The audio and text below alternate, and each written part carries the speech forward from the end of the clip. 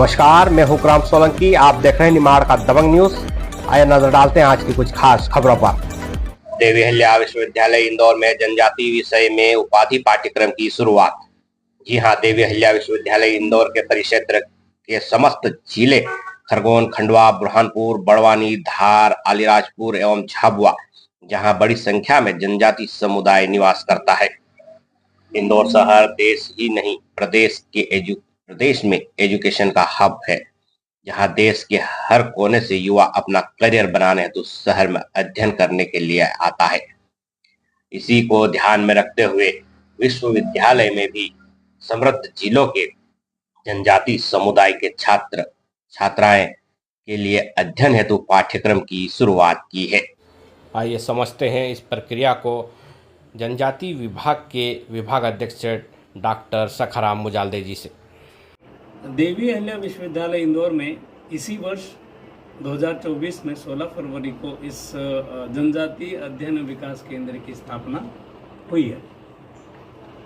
और इस जनजातीय अध्ययन विकास केंद्र की स्थापना के पीछे बहुत बड़ा कारण यह है कि भारतवर्ष में कुल जनसंख्या की दृष्टिकोण से देखते हैं तो लगभग 11 करोड़ जनसंख्या जनजातीय समुदाय की है, जो कि कुल जनसंख्या का 8.6% जनसंख्या जनजातीय समुदाय की है।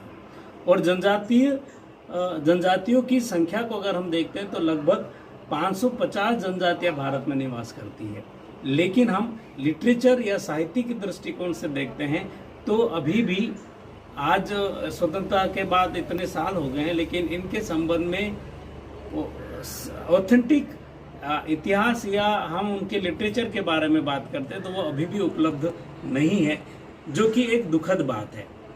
अगर यूं भी देखा जाए तो जनजातीय समुदाय हमारे देश की महत्वपूर्ण धरोहर है, जिनके बारे में हमारे देश के बहुत से लोग जानते ही नहीं है। उनके बारे में भ्रमित जानकारियां है, भ्रमित इंफॉर्मेशन है, वही फैली हुई है। जैसा कि हम देखते हैं झाबुआ में भगोरिया एक होली हाट होता है, जिसे काफ़ी समय तक मीडिया ने ये चलाया कि ये शादी करने के या शादी भागकर करने का पर्व है। इस तरह की जो भ्रांतियाँ है वो चलती रही, तो इसे जानने की बहुत आवश्यकता है। अगर हम राज्यवार भी जनसंख्या देखते हैं तो मध्य प्रदेश में कुल जनसंख्या का लगभग 15% जनसंख्या जनजाति समुदाय की है। महाराष्ट्र में 10.10% जनसंख्या जनजाति समुदाय की है।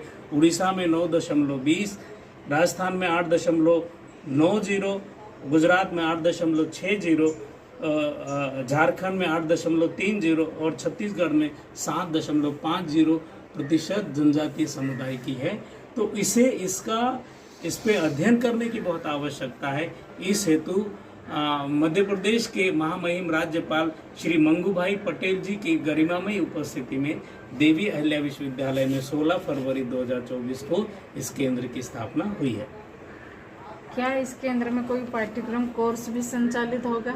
जी, देवी अहिल्या विश्वविद्यालय या जनजातीय अध्ययन विकास केंद्र के बैनर तले इस शैक्षणिक सत्र में एमए जनजातीय अध्ययन एवं अगले शैक्षणिक सत्र में 2 डिप्लोमा पाठ्यक्रम, 2 वैल्यू एडेड पाठ्यक्रम और एक फाउंडेशन कोर्स शुरू करने जा रहा है।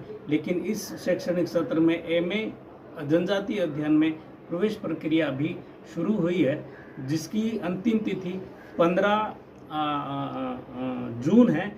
और 22 तारीख को जिन भी बच्चों ने प्रवेश हेतु आवेदन प्रस्तुत किए हैं ऑनलाइन माध्यम से, देवी अहिल्या विश्वविद्यालय के नॉन सीईटी हेड में बच्चा अगर क्लिक करेगा तो वहाँ उसे दो ऑप्शन मिलेंगे। एक में पूरे कोर्स की जानकारी मिलेगी और दूसरे में रजिस्ट्रेशन लिंक है। वो रजिस्ट्रेशन लिंक पर क्लिक करके अपनी प्रवेश आवेदन प्रस्तुत कर सकते हैं। और ये जो बच्चे आवेदन करेंगे उनकी 22 जून को काउंसलिंग रखी गई है विश्वविद्यालय में प्रवेश की। आगे इन विद्यार्थियों का क्या भविष्य होगा? जी, ये जब हम कोर्स शुरू कर रहे थे तभी हमें लग रहा था कि महत्वपूर्ण देवी अहिल्या विश्वविद्यालय पूरे राज्य में एक माना हुआ विश्वविद्यालय, राज्य ही नहीं पूरे देश दुनिया में देवी अहिल्या विश्वविद्यालय का अपना स्थान है, नाम है। तो उस विश्वविद्यालय में जो बच्चा प्रवेश लेगा किसी पाठ्यक्रम में, तो उसके भविष्य की चिंता करना विश्वविद्यालय का भी कर्तव्य बनता है। तो इस संबंध में हमने देश की शैक्षणिक संस्थाओं को रेगुलेट करने वाली बॉडी विश्वविद्यालय अनुदान आयोग के सचिव से चर्चा की है कि वे जैसे सामान्य और तरह के विषय हैं उनको रिसर्च हेतु या शैक्षणिक कार्य हेतु नेट सेट परीक्षा देनी होती है, और आजकल विश्वविद्यालय अनुदान आयोग ने भी पीएचडी या शोध कार्य में प्रवेश लेने हेतु नेट जेआरएफ जैसी परीक्षा पास करना अनिवार्य कर दिया है। तो हमने उनसे निवेदन किया है कि विश्वविद्यालय अनुदान आयोग भी इस कोर्स को अपनी लिस्ट में समाहित करे, साथ ही साथ संघ लोक सेवा आयोग और विभिन्न राज्यों की लोक सेवा आयोग में भी इस कोर्स को जोड़े, ताकि बच्चे अपने भविष्य, अपने कैरियर को लेकर इन विभिन्न परीक्षाओं के हेतु पात्र और उनको योग्यता मिले। तो आवश्यक बात है कि हमने जनजातीय अध्ययन विकास केंद्र की स्थापना की है ना, तो वहाँ जनजातीय कल्चर को, जनजातीय संस्कृति को, जनजातीय संपदा के बारे में संपूर्ण जानकारी लेकर हम उसको लिटरेचर में, साहित्य में कन्वर्ट करें, ये हमारा उद्देश्य भी है। तो शोध हमारे इस केंद्र की पहला उद्देश्य है।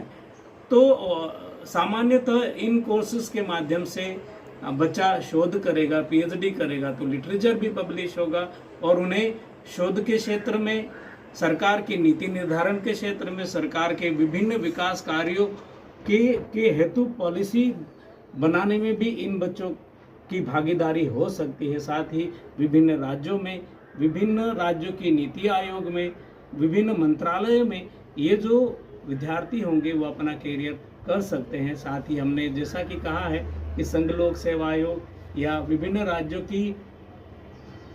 की लोक सेवा आयोग में भी से जोड़े, तो वो शैक्षणिक क्षेत्र में अपना कैरियर बना पाएंगे, शोध क्षेत्र में अपना कैरियर बना पाएंगे। तो इस तरह से सामान्य अन्य विषयों की तरह इन विषयों के भी विद्यार्थियों को अपना कैरियर बनाने में अवसर मिलेंगे।